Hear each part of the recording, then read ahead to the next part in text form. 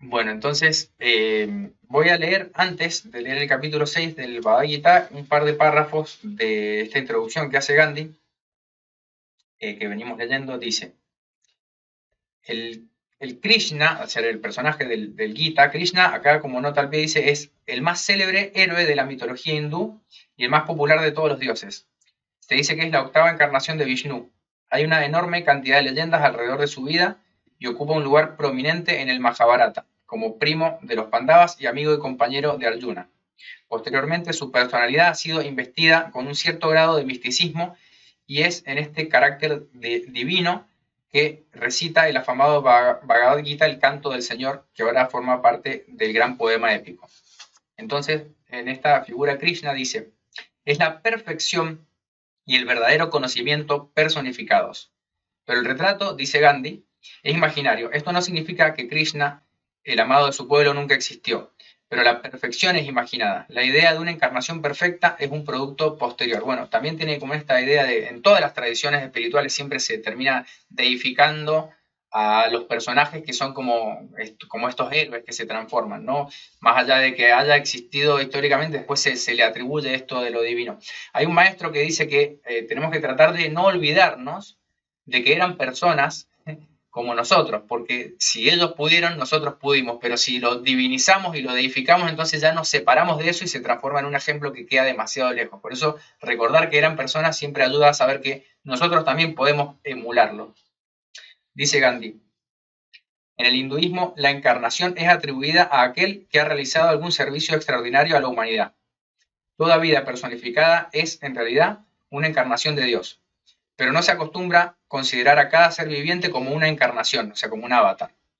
Las futuras generaciones rinden este homenaje a aquel que, en su propia generación, ha sido extraordinariamente religioso en su conducta. No veo nada malo en este procedimiento. No quita nada a la grandeza de Dios y no se hace violencia a la verdad. Hay un proverbio urdu que dice, Adán no es Dios, pero es una chispa de la divinidad. Por lo tanto, el que tiene un comportamiento más religioso tiene más de la chispa divina en él. Es de acuerdo con esta línea de pensamiento que Krishna tiene dentro del hinduismo la posición de encarnación perfecta. Bueno, comentario como para ir agregando un poco también de contexto a la lectura.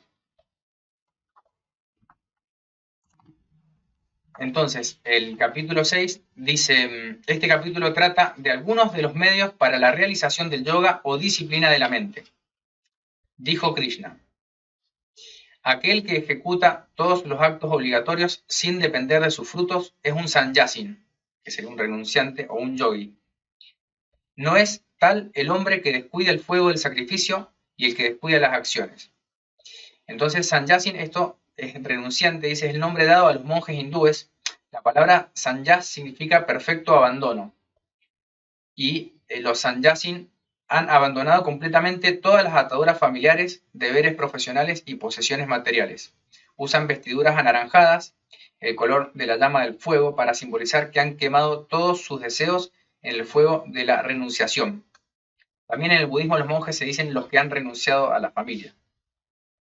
Dice Gandhi, el fuego puede ser tomado aquí como significando todo posible instrumento de la acción. El fuego era necesario cuando se realizaban los sacrificios por el fuego. Considerando que hilar fuera un medio de servicio universal en esta época, un hombre que descuidara la rueca no podría llegar a ser un sannyasin. Acá hay un comentario porque también este hilar tiene que ver con la revolución que lleva a cabo Gandhi en la India, que tenía que ver con el tejido. Dice, hilar en la rueca fue el símbolo de la no cooperación en la lucha por la independencia de la India. Gandhi popularizó el uso del khadi, la tela tejida en telares caseros con algodón hilado en la rueca, y recomendó un boicot a las telas inglesas. Este fue un duro golpe para la economía en Inglaterra, que vio cerrarse uno de los mejores mercados para su industria textil. Entonces, hoy en día también esto de hilar la rueca es un símbolo también de la independencia también, pero lo toma Gandhi con esta idea de sacrificio. Continúa el texto y dice, sabe que lo que es llamado sannyasa, renunciación, es el yoga, porque nadie puede llegar a ser un yogi si no ha renunciado a los propósitos egoístas. Para el hombre que trata de escalar las alturas del yoga, la acción es el medio. Para el mismo hombre, cuando ya ha alcanzado esas alturas, se dice que el medio es la inacción. Comenta Gandhi, dice, el que se ha limpiado de todas las impurezas y ha logrado tener una mente balanceada, fácilmente alcanzará la autorrealización. Pero esto no quiere decir que el que ha escalado las alturas del yoga desdeñará trabajar para guiar a la humanidad. Al contrario, tal trabajo será para él tan vital como el aliento y también tan natural como el respirar. Lo hará por la sola fuerza de su voluntad. Continúa el texto, dice, cuando un hombre no está atado ni a los objetos de los sentidos ni a las acciones y se desprende de todo propósito egoísta, entonces se dice que ha escalado las alturas del yoga. Por medio del Atman debe uno elevarse y no permitirse la caída, porque el Atman es el amigo de sí mismo y también el enemigo de sí mismo. Atman significa el principio espiritual en el ser humano, el alma, ego o yo superior. El Atman es amigo para aquel que se ha conquistado a sí mismo por medio del Atman, pero para aquel que no se ha dominado y que por lo tanto está contra sí mismo, aún su Atman será un enemigo. Para aquel que se ha conquistado a sí mismo y que permanece en perfecta calma, su ser está tranquilo en el frío y en el calor, en el placer y en el dolor, en el honor y en el deshonor. El yogi, que está satisfecho con la sabiduría y el conocimiento, firme como una roca, dueño de sus sentidos, y para quien un puñado de tierra, una piedra o el oro son lo mismo, él está en posición del yoga. Es superior el que considera igual al bienhechor, al amigo y al enemigo, al desconocido, al indiferente y al aliado, como también al santo y el pecador. El yogi debe dedicar su pensamiento constantemente al Atman, permaneciendo solo en un lugar retirado, con su cuerpo y su mente bajo control, libre de deseos y posesiones. En un lugar limpio debe preparar él mismo un asiento firme, ni muy alto ni muy bajo, cubierto con una estera de paja, encima una piel de gamo y encima un lienzo. Sentándose en ese asiento con la mente concentrada, las funciones del pensamiento y de los sentidos bajo control. Debe aplicarse a la práctica del yoga con el objeto de purificarse, manteniéndose firme, sosteniendo el tronco, el cuello y la cabeza en una línea recta y sin movimiento, fijando los ojos en la punta de la nariz sin mirar a su alrededor, con su espíritu tranquilo, sin miedo, firme en su voto de brahmacharya, sosteniendo la mente bajo control. El yogi debe sentarse con todos sus pensamientos en mí, absorto en mí. Comenta Gandhi, dice, brahmacharya, generalmente traducido como celibato, significa no solamente la continencia sexual, sino observar todos los votos fundamentales, los yamas, para alcanzar a Brahman. El yogi, de esta manera, con la mente controlada, se une al Atman y obtiene la paz que culmina en Nirvana, la paz que existe en mí. Nirvana, dice Gandhi, no es la total extinción. Tal como yo he podido comprender los hechos en la vida de Buda, Nirvana es la extinción de todo lo que es bajo en nosotros, todo lo que es vicioso, todo lo que es corrompido y corruptible. Nirvana no es como la paz de la tumba, sino una paz viviente, la paz dichosa de un alma consciente de sí misma y consciente de haber encontrado su propio lugar en el corazón de lo eterno. Esta morada en el corazón de lo eterno es Brahma Nirvana. Continúa el texto, dice, el yoga no es para el que come demasiado ni para el que ayuna demasiado, tampoco para el que duerme mucho ni para el que duerme muy poco.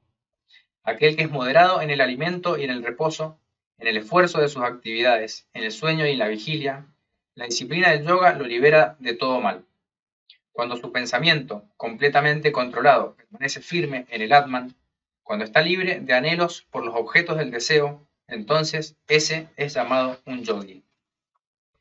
Tal como la llama de una lámpara no vacila en un lugar sin viento, así el yogi con su pensamiento controlado busca la unión con el Atman. Cuando el flujo del pensamiento cesa completamente por la práctica del yoga, cuando un hombre se siente contento dentro de sí mismo, contemplando el Atman a través de Atman, cuando él experimenta esa felicidad eterna que está más allá de los sentidos y que solo puede ser comprendida por el intelecto, cuando ahí establecido él no se aparta de la verdad, cuando él considera que no hay ganancia mayor que lo que él ha ganado y cuando firmemente establecido él no es sacudido ni por las calamidades más grandes, tal estado debe ser conocido como el yoga, la unión con lo supremo, la desconexión de toda unión con el dolor. Uno debe practicar este yoga con resolución firme y fervor inagotable, sintiéndose completamente libre de los anhelos nacidos de propósitos egoístas, refrenando los sentidos en todas direcciones y también la mente. Con la mente regulada por la voluntad, gradualmente debe lograr la quietud y, establecido en Atman, no pensar en cosa alguna. Siempre que la inconstante e intranquila mente empiece a vagar, debe ser frenada y puesta bajo el dominio del Atman, porque la paz suprema llega a este yogi que, con la mente aquietada y las pasiones acalladas, ha logrado la unión con Brahman y está limpio de toda mancha. El yogi limpio de toda mancha, que se une así con Atman, fácilmente disfruta de la felicidad eterna del contacto con Brahman. El hombre establecido en el yoga mira todo con ojos imparciales, viendo el Atman en todos los seres y a todos los seres en Atman. Aquel que me ve a mí en todo y que ve todo en mí, nunca se aparta de mí ni yo de él. El yogi que, anclado en la unidad, me rinde culto como al morador en todos los seres, él vive y se mueve en mí, no importa cómo viva o se mueva. Comenta Gandhi y dice, mientras el ego subsiste, el yo superior está ausente. Cuando el ego se existe, se ve el yo superior en todas partes. Dice el texto, aquel que igualándose con los demás, considera el placer y el dolor igual para los demás que para sí mismo, ese es estimado como el mejor de los yogis. Dice Arjuna, no veo cómo este yoga de la ecuanimidad que tú me has enseñado puede ser permanente, porque la mente es voluble. La mente es inconstante, Krishna, indómita, obstinada y dominante. Refrenarla es tan difícil como refrenar el viento. Dice Krishna, sin duda, la mente es voluble y difícil de refrenar. Sin embargo, puede ser sujeta a control por medio de una práctica constante y por el desapego. Sin el autocontrol, el yoga es difícil de alcanzar, pero el alma disciplinada puede lograrlo si se esfuerza en ello con los medios apropiados. Dice Arjuna,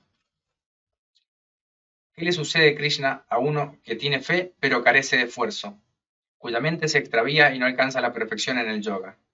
Sin un pie firme y tropezando en el sendero de Brahman, cayendo de ambos, ¿no está él perdido como una nube que se desvanece? Disipa completamente esta duda mía, Krishna, porque nadie más que tú puede exterminarla.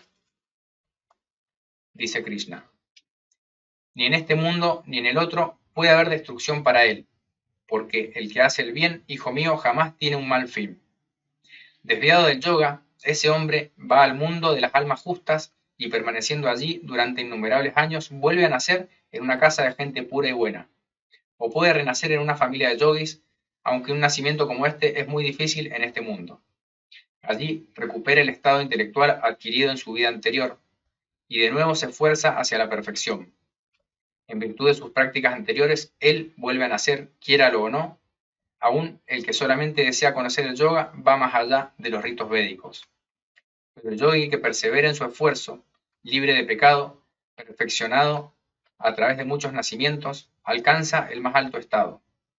El yogi es considerado superior al asceta, también es considerado superior al hombre de conocimiento y superior al hombre absorto en rituales. Por lo tanto, sé tú un yogi, Arjuna. Comenta Gandhi y dice, aquí asceta significa un hombre que practica austeridades con vistas a los frutos de su acción. Hombre de conocimiento no quiere decir un ñañi que ha realizado la verdad, sino un hombre de erudición. Y termina el texto diciendo, y entre todos los yogis, aquel que me rinde culto con fe, con su ser interior absorto en mí, es considerado por mí como el mejor de todos los yogis. Y así termina el sexto capítulo titulado El Yoga de la Meditación, el diálogo entre Sri Krishna y Arjuna sobre la ciencia del yoga como parte del conocimiento de Brahman en el Upanishad llamado el Bhagavad Gita.